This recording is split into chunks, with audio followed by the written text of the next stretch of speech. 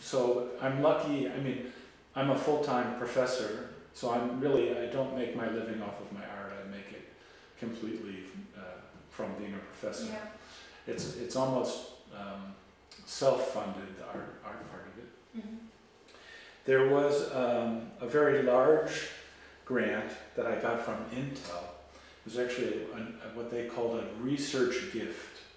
And I was at UCLA, and it's this fine line between being a scientist and an artist in terms of computer science, because I'm considered an artist, but I'm really a bit of a media computer scientist, especially more and more as I study and so on.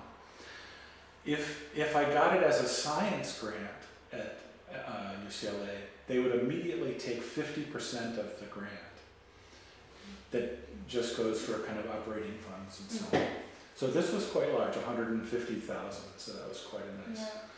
Yeah. But as a gift, then I got all of the money and hired students. And a lot of times this is also part of it, that in the university you get funding for something, but then it feeds back into the university. Mm-hmm. So for example, I got an award at UCLA about academic border crossing, and this was $10,000 to split between two different people. Mm-hmm. Then there's I've had a few very large commissions, and some of those paid like a chunk of money, which was quite nice.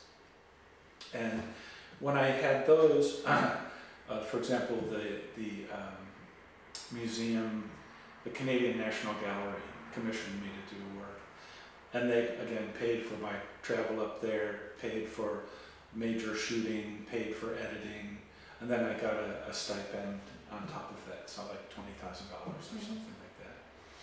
But do you have to like advertise yourself or your work in order to get